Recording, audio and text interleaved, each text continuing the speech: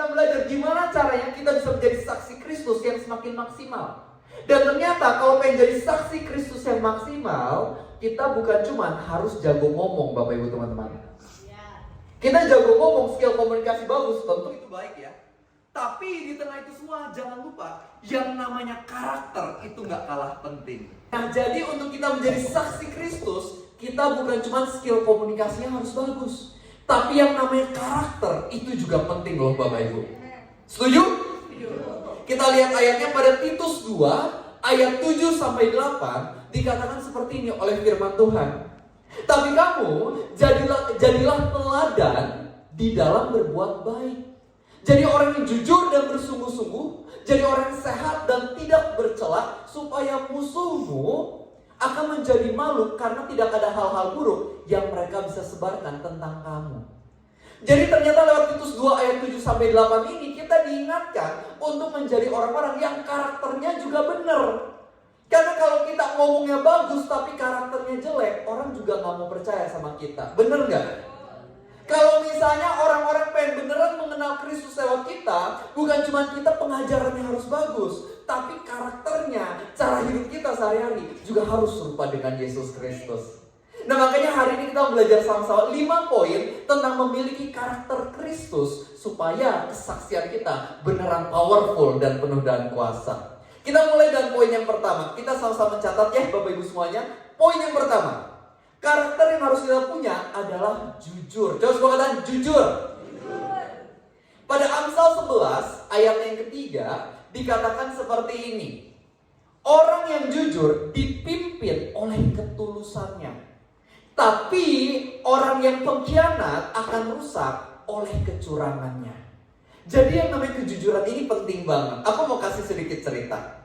Jadi belum lama ini aku ada ikut sebuah acara gereja, di mana gereja ini tentu suka adain seminar Alkitab, tapi kadang-kadang juga suka adain seminar-seminar yang gak ada hubungannya sama Alkitab. Misalnya seminar keuangan, kesehatan, dan lain-lain. Karena harapan dari gereja ini, orang-orang di gerejanya atau jemaatnya itu bukan cuma kuat secara rohani, tapi di bidang lain seperti keuangan, kesehatan juga lebih bijaksana gitu ya. Jadi aku ikut nih, ada seminar properti waktu itu di gereja ini. Jadi ada undang narasumber dari luar gereja. Awal aku dengerin bagus juga pengajarannya, aku belajar hal-hal baru. Tapi di tengah-tengah si pembicara ini ada sesuatu yang janggal dari ceritanya. Nah salah satu audiensnya angkat tangan dan nanya, "Pak, saya punya pertanyaan." Nah audiens ini bertanya seperti ini, "Pak, tadi kan Bapak cerita gaji Bapak 1 bulan 6 juta. Tapi Bapak ada mau nyicil rumah harga 900 juta. Itu kan anggapannya kalau gaji cuma 6 juta, nyicilnya mau rumah 900 juta, itu kan biasa bank anggapannya susah tuh buat kasih pinjaman gitu ya. Itu gimana caranya?" Terus jawaban narasumbernya gini, "Ya Bu, di dalam hidup ada yang putih, hitam, abu-abu Bu. Kalau mau tahu setelah acara nanti ngobrol berdua sama saya." Dia bilang kayak gitu. Nah setelah acara banyak orang yang ngomong ke saya, "Revi, itu kayaknya pembicaranya kurang jujur ya hidupnya." Kayaknya katanya gitu. Nah pas aku denger itu aku merasa bener juga. Gara-gara dia anggap aja pengajarannya sih bagus, tapi karena kurang jujur orangnya, jadinya orang-orang juga kurang bisa terima atau percaya sama materi yang dia berikan. Sayang banget ya. Nah begitu pun dengan hidup kita. Kita mau kesaksian tentang Tuhan Yesus, tapi kalau misalnya hidup kita gak jujur, orang itu bakal sulit percaya sama kita. Bener gak? Misalnya kita cerita kebaikan Tuhan Yesus, tapi sehari-hari misalnya kita suka nipu teman-teman kita. Mungkin kita suka cerita tentang kebaikan Tuhan Yesus, tapi sehari-hari di pekerjaan kita suka korupsi dan orang-orang tahu misalnya. Apapun yang kita ucapkan, orang bakal sulit buat percaya jadinya. Makanya penting banget buat kita jadi orang-orang yang jujur. Kalau kita jujur, pasti hidup kita sama keluarga lebih baik gak? Lebih baik. Pasti kerjasama di dalam usaha pekerjaan, orang mau gak kerjasama sama kita? Mau. Begitu pula ketika kita kesaksian, pasti kesaksian kita akan lebih berkuasa, powerful. Orang-orang juga bisa mengalami Tuhan lewat hidup kita. Amin. Coba kita angkat tangan kanan kita sama-sama. Tepuk pundak teman di sebelah kanan, bilang, "Bro, jangan bohong-bohong lagi bro." Sekarang yang kiri kita bilang, "Sis, lu juga jujur sama gue ya, jujur." Ya. Itu poin yang pertama, jadi orang yang jujur. bersaksi Kristus yang kita harus punya adalah murah hati. Coba semua kata murah hati. Murah hati. Kalau kita baca ayat Alkitab pada Kisah Para Rasul 2 ayat yang ke-45 dikatakan bahwa selalu ada di antara mereka, maksudnya jemaat mula-mula, di mana mereka itu menjual harta mereka dan membagi-bagikannya kepada semua orang menurut keperluannya masing-masing. Jadi orang-orang Kristen zaman dulu itu susah loh Bapak Ibu. Karena zaman dulu kalau jadi orang Kristen bersaksi tentang Kristus, mereka itu bisa ditangkap, masuk penjara, dianiaya, bahkan dibunuh zaman itu. Gak mudah jadi saksi Kristus. Dan kalau kesaksian tentang Kristus, orang lain mau ikut jadi pengikut Tuhan Yesus, gak mudah juga loh bagi mereka. Karena kalau mereka mau percaya sama Tuhan Yesus, artinya mereka juga hidupnya jadi bisa dianiaya juga. Jadi gak mudah kan jadi Kristen zaman itu. Tapi kenapa bisa terjadi perkembangan dan pertumbuhan waktu itu? Jawabannya adalah karena pengikut Kristus zaman dulu sangat murah hati. Mereka bukan cuma cerita kebaikan Tuhan Yesus, tapi ketika mereka lihat ada orang-orang membutuhkan, mereka rela loh jual apa yang mereka punya, memberi untuk orang-orang itu. Wow, ada kemurahan hati. Dan itu yang membuat perkembangan kekristenan jadi sangat pesat pada masa itu. Nah sama dengan hidup kita. Kalau kita pengen jadi berkat yang maksimal, kita pengen bersaksi secara efektif, harus jadi orang yang murah hati juga. Aku mau kasih sedikit cerita. Jadi kalau di gereja aku, di GBI Gilgal, aku ini bekerja di bidang sosial atau diakonia.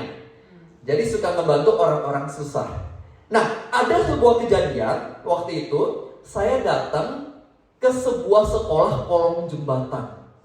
Jadi itu benar-benar atapnya pendek sekali. Anggap aja kalau mau masuk ke kelasnya aja, mau masuk ke tempatnya aja tuh harus jongkok seperti ini. Jadi anggap aja tuh tulang punggung belakang harus kuat Bapak Ibu. Jadi gak mudah masuknya. Tapi yang uniknya, pas saya ngobrol sama gurunya bilang gini, saya dulu itu guru di sekolah swasta katanya. Tapi Tuhan yang taruh beban di hati saya untuk bisa menceritakan tentang Kristus kepada anak-anak yang ada di kolong jembatan. Tapi dia tahu kalau misalnya dia cuma cerita tentang Tuhan Yesus, pasti ditolak. Karena kan mereka punya kepercayaannya sendiri ya. Pasti anak-anaknya, orang tuanya bakal nolak. Jadi dia pikir, gimana caranya? Oh, aku tahu, edukasi. Karena anak-anak di kolong jembatan mereka kan gak sekolah. Ya udah, dia datang sediain pendidikan bagi mereka. Nah akhirnya pas dia bilang ke orang tuanya, boleh gak saya mau adain sekolah? Tapi ini basisnya ini sekolahnya Kristen, apakah gak apa-apa? Ternyata orang tuanya pada sekolah, oh iya boleh gak apa-apa. Yang penting anak kita bisa sekolah. Akhirnya ya udah dia kasih tuh sekolah buat anak-anak dan ajarin tentang yang namanya pribadi Tuhan Yesus. Pas saya datang keren banget. Ketika gurunya berseru, siapa kita? Anak-anaknya, anak-anak kecil. Mereka bersemangat sama-sama. Kami adalah anak kerajaan surga. Kami pengikut Yesus. Wow, luar biasa. Itu semua dimulai dari mana? Ketika mereka bukan cuma ngajarin tentang Injil, tapi juga murah hati terlebih dahulu. Dikasih pendidikan, bantuan yang mereka butuh. Di situ membuat Injil lebih mudah masuk juga. Nah makanya sama di dalam hidup kita. Kalau kita pengen menolong sesama kita, mulai mengenal pribadi Yesus, mulai dengan punya kemurahan hati juga. Bukan cuma ceritain tentang kebaikan Tuhan, tapi buktikan kebaikan Tuhan lewat kemurahan hati. Makanya saya suka ajakin teman-teman lama saya yang mungkin belum kenal Tuhan atau Kristennya masih setengah-setengah, saya suka ajak makan. Ketika makan, saya bayarin mereka. Saya bayarin mereka, meskipun mereka mungkin uangnya lebih banyak dari saya, gak apa-apa, saya bayarin mereka. Dan seringkali ketika saya ajakin, bro, mau gak nih, gue ada khotbah nih di GBI Gilgal, kalau lagi kosong dateng ya.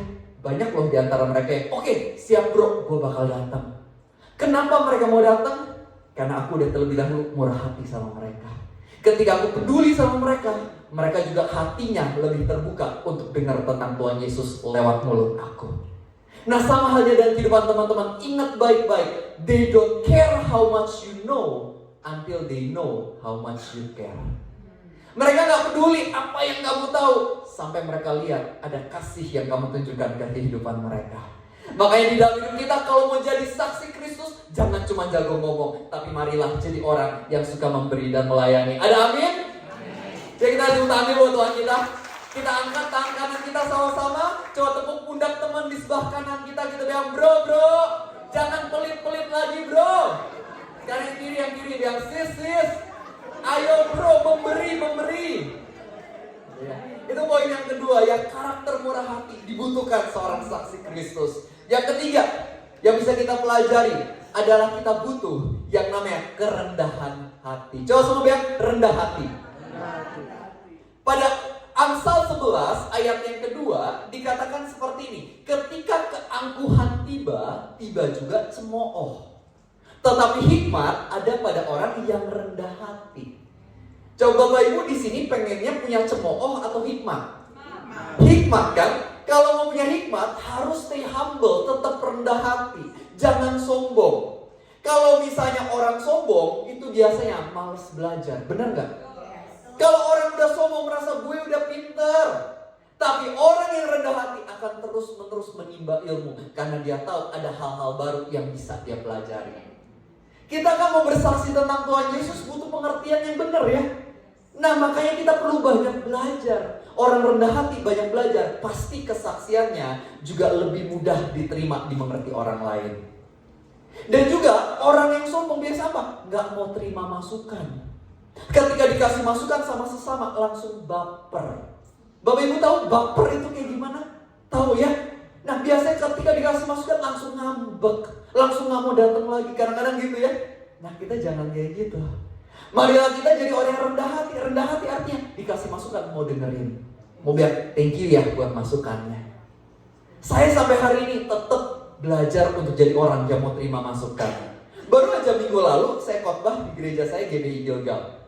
Dan di sana ada 3 teman saya kasih masukan. Mereka kasih masukan, Revi, tadi kamu ada keluarin kalimat ini, kurang bagus kalimatnya, lebih baik jangan diucapkan ke jemaat. Oh oke, thank you buat masukannya. Teman kedua bilang, oh Revi, ini secara teologi ada yang kurang akurat nih. Dia soalnya ada belajar Alkitab gitu. Ini kurang akurat nih, yang benar kayak oh oke, thank you masukannya. Orang ketiga bilang lagi, Revi, tadi kamu ada kasih cerita. Di berita sebenarnya yang benar kayak gini nih. Agak sedikit miss di bagian sini. Oh oke, thank you masukannya. Jadi aku terima masukan dari orang-orang itu. Baru kesaksianku, khotbahku bisa lebih maksimal. Nah sama dengan Bapak Ibu teman-teman semuanya. Kalau kita pengen jadi berkat yang lebih maksimal, harus mau terima masukan. Karena kita bukan orang sempurna. Mau kita setinggi apapun kadang-kadang bisa salah. Makanya kita harus mau buka telinga, buka hati sama apa yang orang lain lihat dalam hidup kita. Memang gak semua masukan benar, tapi setidaknya semua masukan harus kita dengarkan. Supaya kita bisa timbang mata-mata. Amin. Dan juga orang yang rendah hati artinya ketika melihat orang lain hidupnya masih dikuasai dosa, kita gak hakimi, melainkan kita mengasihi. Itu ciri orang rendah hati. Saya punya seorang teman saya itu waktu itu hidupnya ini di dunia entertainment Bapak Ibu.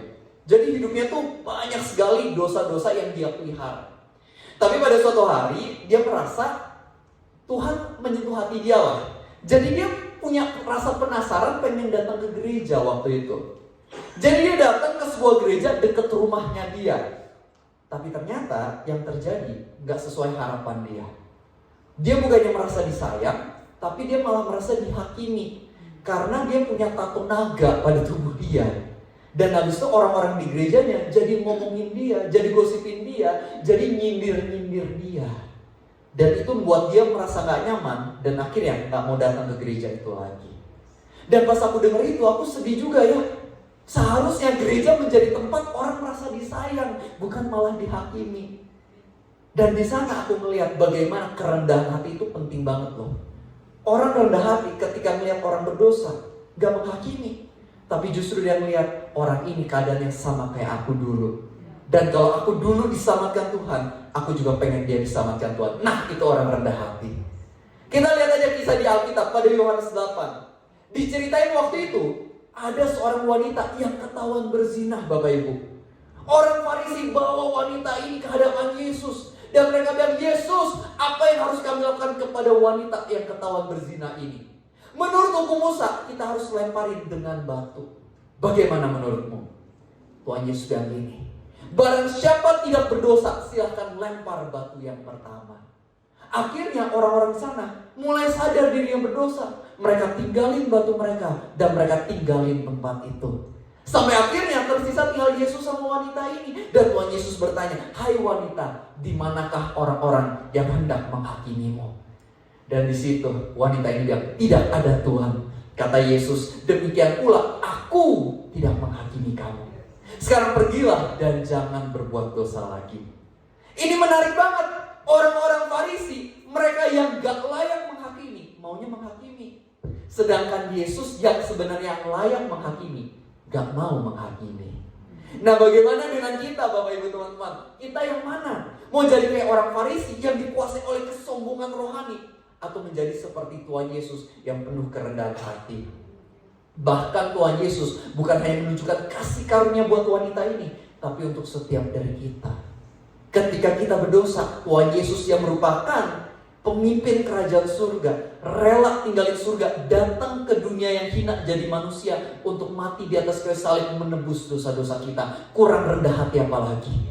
Kalau Tuhan kita aja serendah hati itu, bukankah kita murid-muridnya, pengikutnya juga harus rendah hati seperti dia? Ada amin? Yuk kita tepuk tangan buat Tuhan kita yang luar biasa. Jangan jadi orang sombong lagi, tapi jadi orang yang rendah hati. Itu kuncinya. Ya, yang keempat yang bisa kita pelajari hari ini, karakter saksi Kristus yang baik dan benar adalah menjadi orang yang penuh kerajinan. Coba semua katakan rajin. Pada Roma 12 ayat yang ke-11 dikatakan, "Janganlah kerajinanmu kendor, tapi hendaklah rohmu menyala-nyala dan layanilah Tuhan." Coba lihat kiri kanannya. Orang-orang rajin atau males nih kelihatannya nih? Ayo kiri kanannya ya. Ya, kita belajar jadi orang yang rajin, karena ini kuncinya di dalam kehidupan. Kalau misalnya pengen sukses dalam pekerjaan, malas atau rajin? Rajin. Kalau misalnya kita pengen di dalam menjadi berkat, pengen maksimal, rajin atau malas juga? Rajin juga. Nah, itu kan udah dijawab tuh sama Bapak Ibu. Nah, makanya ayo kita terus menjadi orang yang rajin. Kita lihat yang namanya Rasul Paulus. Rasul Paulus waktu itu, dia hidupnya dulunya belum kenal Tuhan. Kerjanya jadi seorang pembunuh. Tapi ketika Tuhan Yesus datang kepada dia, dia sadar, dia berubah, dia diselamatkan. Dia akhirnya jadi pengikut Tuhan Yesus sungguh-sungguh. Dan Rasul Paulus, dia bukan orang malas, tapi orang yang sangat amat rajin. Kalau kita lihat, nggak ada yang paksa-paksa dia, Paulus ayolah pelayanan, please, pelayanan dong. Nggak ada. Tapi dia punya yang namanya inisiatif. Ketika dia sadar Tuhan Yesus sudah baik banget, dia mau yang namanya penginjilan kemana-mana. Bahkan kalau kita baca Alkitab, setidaknya ada 3 perjalanan misi yang dilakukan oleh Rasul Paulus. Nggak ada yang maksa dia, tapi dia melakukan dengan kerelaan karena dia tahu Tuhan udah baik banget sama dia. Nah, sama dengan kita, harusnya kita punya yang namanya inisiatif. Coba semua katakan inisiatif. Inisiatif artinya kita nggak perlu dipaksa, ya kan? Gembala GBI Rock, Koki King juga nggak perlu maksa-maksa. Ayo please pelayanan, ayo please kesaksian, nggak perlu. Melainkan kita yang datang, Pak, saya mau pelayanan Pak hari ini. Pak, saya pengen bersaksi tentang Tuhan. Pak, saya mau terlibat menolong orang-orang kenal pribadi Tuhan Yesus. Ayo punya inisiatif.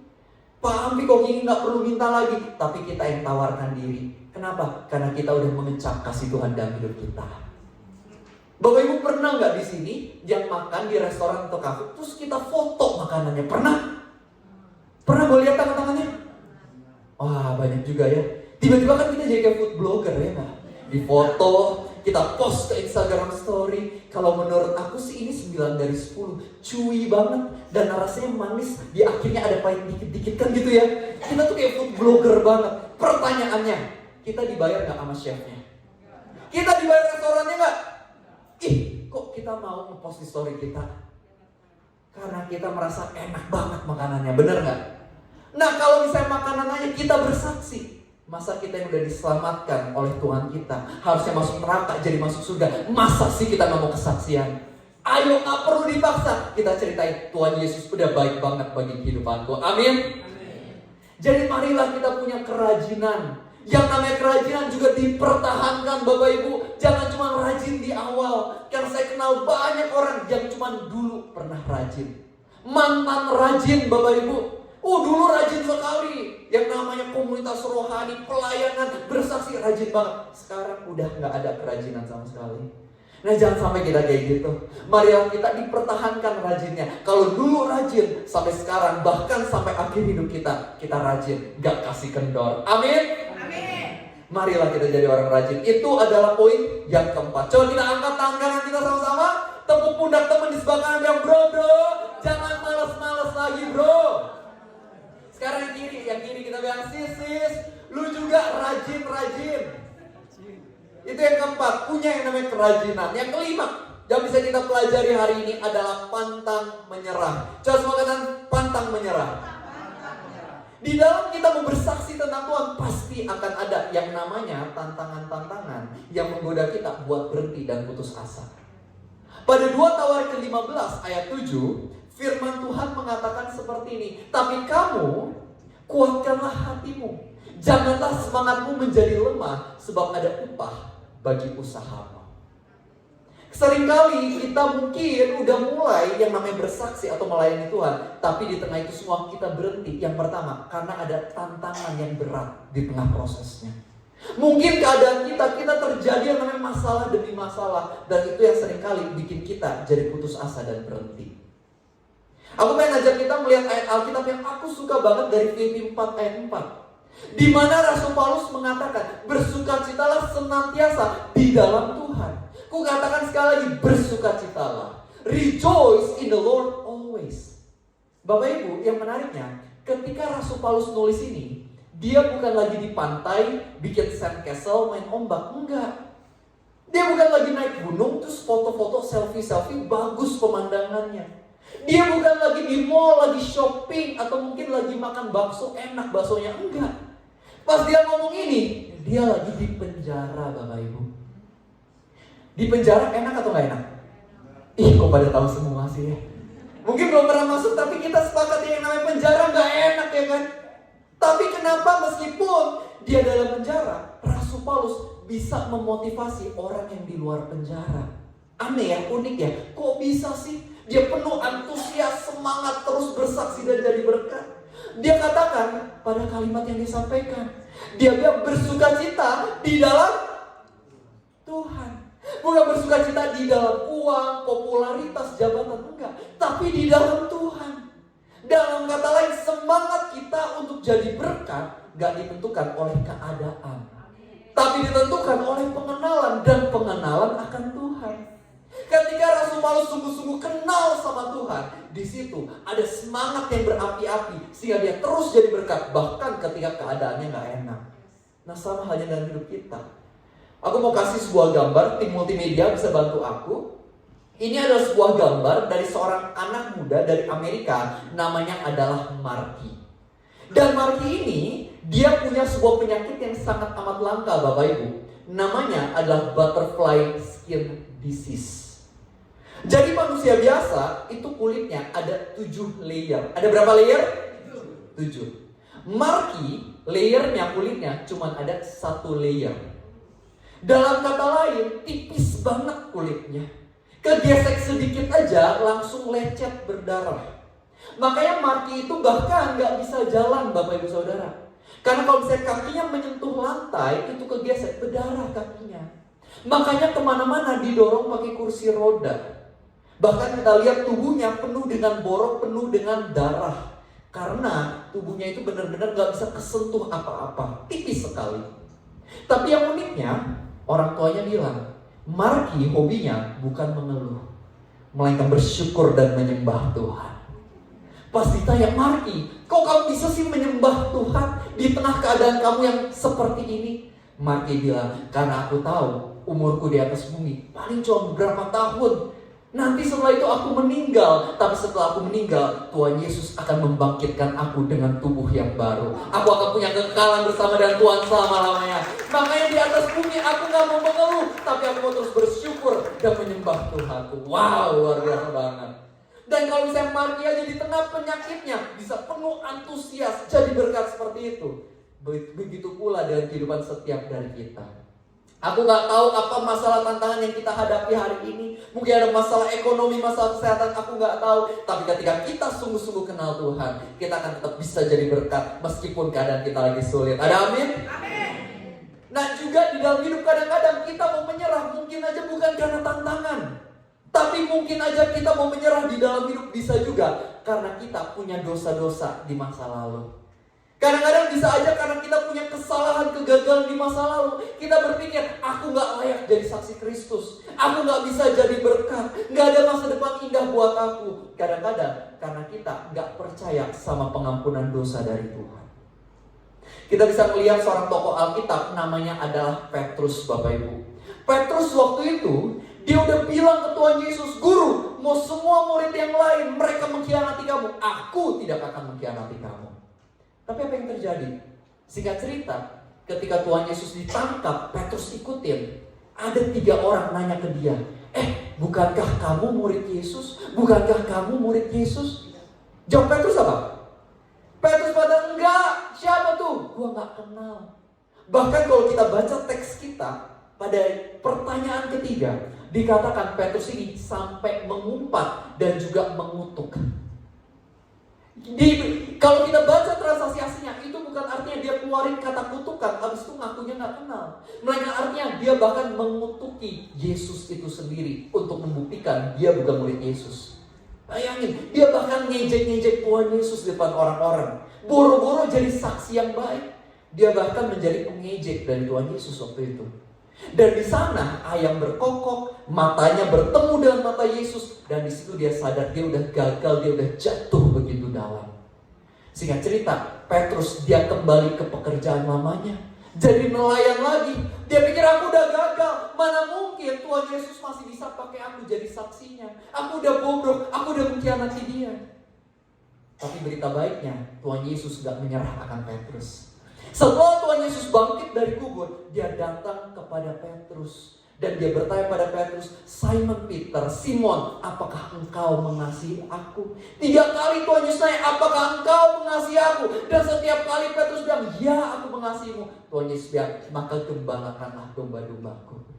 Dan kata lain Tuhan Yesus mau bilang, aku belum menyerah akan kamu. Aku masih mau pakai kamu jadi saksiku, jadi pemenang jiwa-jiwa. Ayo, masih ada harapan. Tuhan Yesus mengatakan bahwa aku masih punya rencana bagi hidupmu. Dan sama bagi kehidupan setiap dari kita, Bapak Ibu teman-teman. Mungkin ada beberapa di antara kita yang dulu pernah gagal, dan kita merasa, aduh aku udah gagal, udah parah banget, gak bisa. Tapi hari ini Tuhan mau bilang bahwa kasih karunia Tuhan lebih besar dari kegagalanmu di masa lalu. Amin. Yuk kita tepuk tangan buat Tuhan kita. Anda bukan seorang pencuri, Anda adalah mantan pencuri yang udah diselamatkan dan mau dipakai Tuhan. Anda bukan penjina, melainkan Anda adalah mantan penjina yang sudah diselamatkan dan mau dipakai Tuhan luar biasa. Saya paling suka pelayanan ke penjara, Bapak Ibu.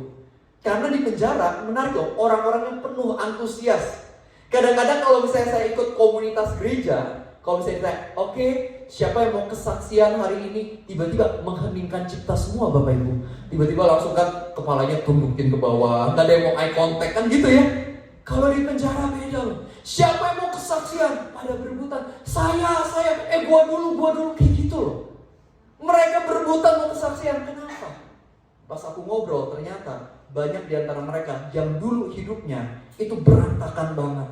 Setelah masuk penjara, mereka dibina mulai kenal Tuhan. Dan mereka percaya ada pengampunan dari Tuhan. Makanya mereka penuh antusias. Mereka pengen kesaksian tentang kebaikan Tuhan. Nah begitu pula seharusnya dalam hidup kita.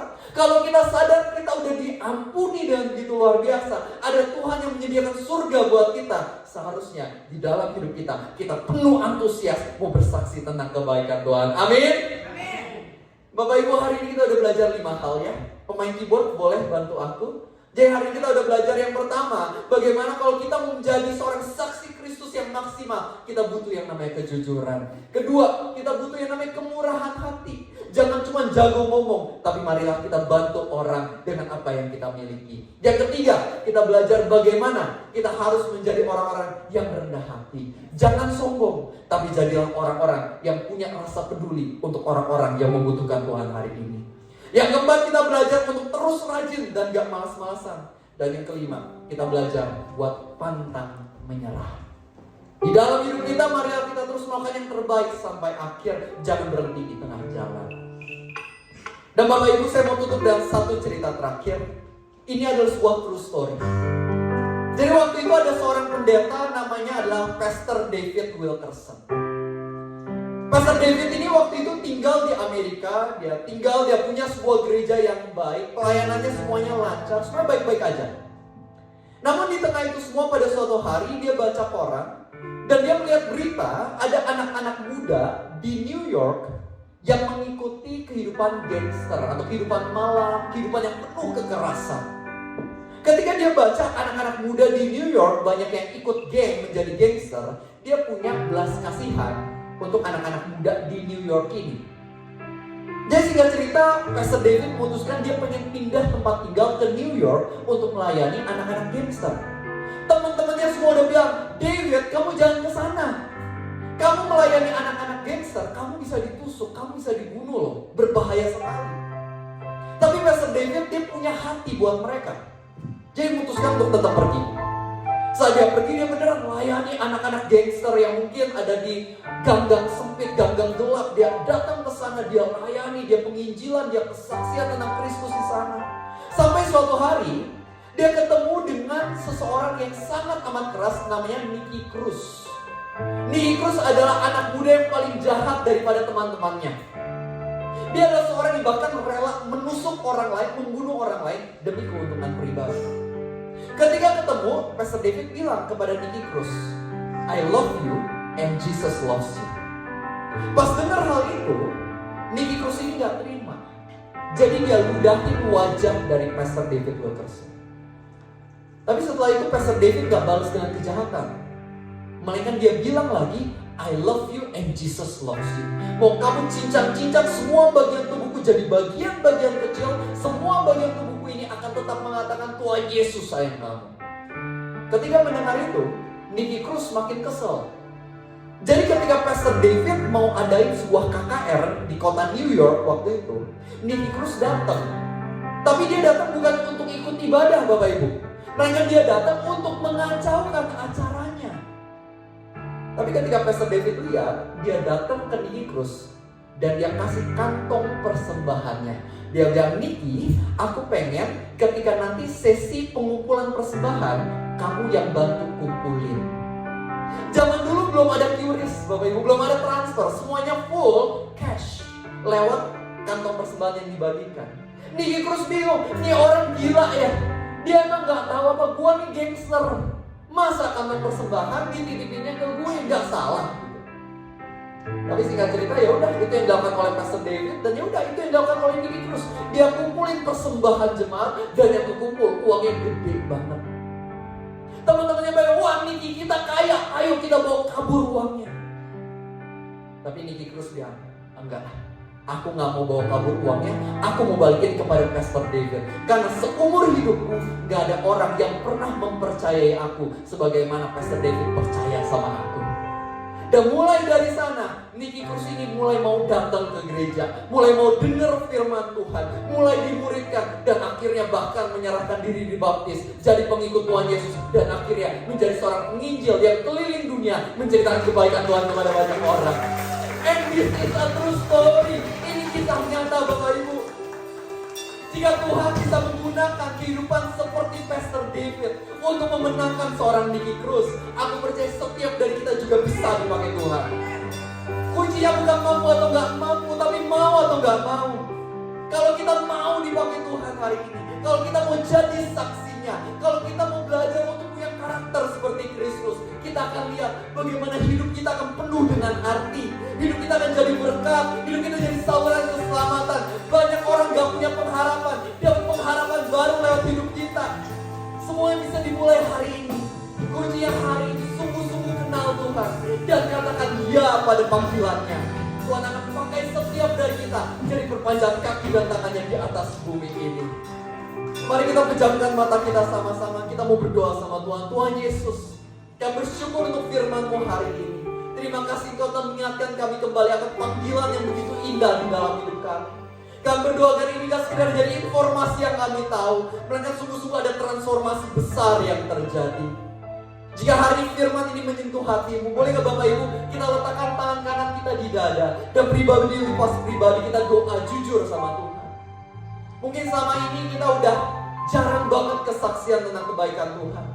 Mungkin selama ini kita tahu karakter kita masih gak beres. Mungkin selama ini kita tahu ada dosa-dosa yang kita pelihara.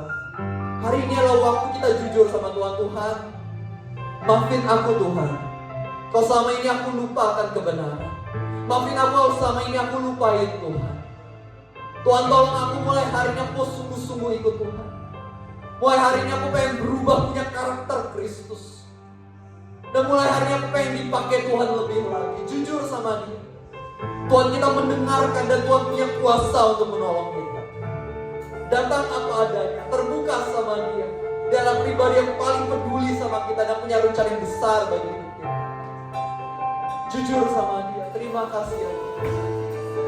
Sangat baik, sangat luar biasa Tuhan. Thank you Jesus. Saya mau berdoa bagi Bapak Ibu semua yang mau didoakan, kita angkat tangan kanan kita. Tuhan, Kau melihat setiap tangan dari anak-anak-Mu yang terangkat. Biar Engkau yang urapi mereka, berikan kuasa-Mu untuk mereka. Berikan pertolongan-Mu ya Tuhan. Sehingga di dalam hidup mereka bisa mengalami transformasi dari Tuhan. Mereka bisa dipakai Tuhan, mulai menjadi blessing yang maksimal bagi sesamanya.